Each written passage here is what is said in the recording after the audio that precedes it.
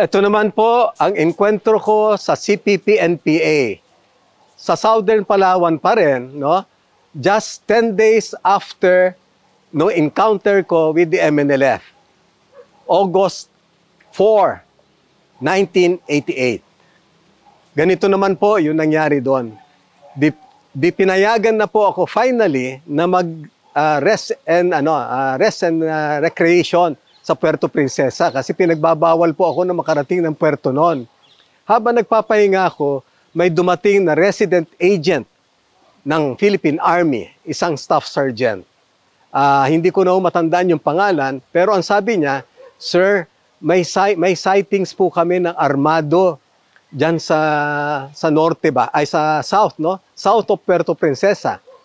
So, ang ano niya is Aborlan, no? Aborlan, boundary ng Aborlan at saka Nara, Palawan.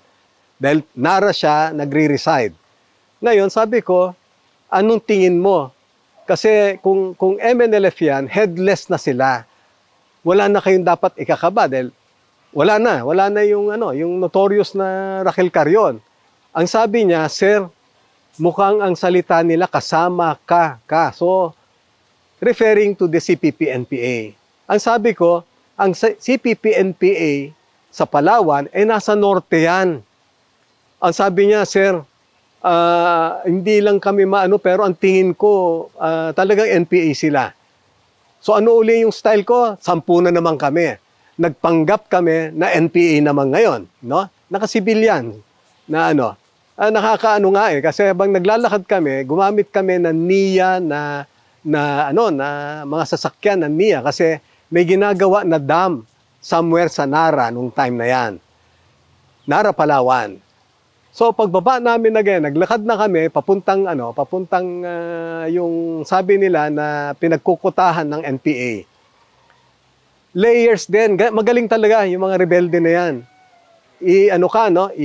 Idadaan ka bawat layer na ganyan, iba yung guide namin, iba uli.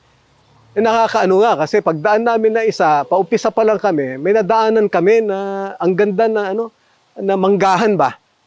Sabi ko, yung ganda ng manggahan dito kasama. Sabi ko, kanino kaya yan?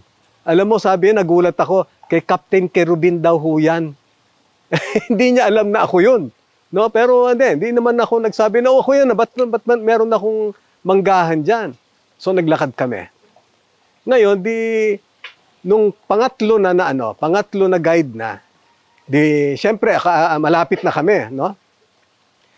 Mataas ang ng buwan, maliwanag sa Ngayon, tinanong ko, kasama, sabi ko, "Malayo pa ba?" Ang sabi niya, malapit na. Ito, sabi niya, "Nakikita niyo yung puno na yan? Diyan lang sa baba." Sabi niya. Pag sabi niya na diyan lang sa baba, iginapos na namin siya. Nilagyan namin ng busal yung bunganga, ginapos na namin. Gumapang na kami, papunta doon sa direction na sinabi niya. Ngayon, nung usual pa rin na formation na palagi ko ginagawa, yung L yung isang fire team ko, umakyat na sa taas. Tapos nandito kami ngayon, gumagapang pa rin. Maya-maya konti narinig namin dahil nagle-lecture uli yung Tagalog ang lecture niya. Yung pala nalaman namin na kaninong siya na galing ng Mindoro, no? Mindoro sila nanggaling itong mga NPA na to. Ngayon habang palapit na kami, biglang lumabas yung isa. Siguro this must be 5 in the morning o 5:30. Palabas pa lang yung araw Sabi nung isa "Uy, ang lalaki na baboy Ramon ito."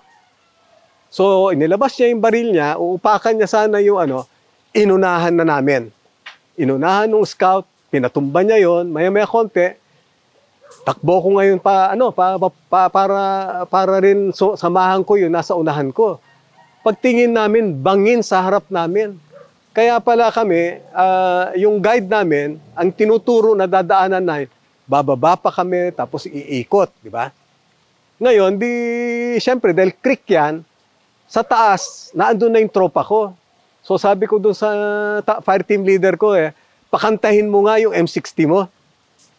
Pinakanta nga niya yung yung M60 na ganyan, dog dog dog dog dog dog. Naglulundagan sila, ang daming NPA na na andun, no? Lundag sila. Wala sila na itakbo na baril nila. Ang dami nilang sugatan, no? Ngayon, pag order ko na rush up, sabi ko, hindi nga kayo makatawid. So ang ginawa namin, yung nasa taas ang unang nakaabot sa kanila. By the time na mag-link up kami, na-recover namin 11 high-powered firearms. At never hindi na namin narinig yung pangalan nung kaninong na commander ng CPP-NPA. Just 10 days, no? After nung encounter sa Brooks Point. Yun yung encounter ko, isa sa mga encounter ko with the CPP-NPA.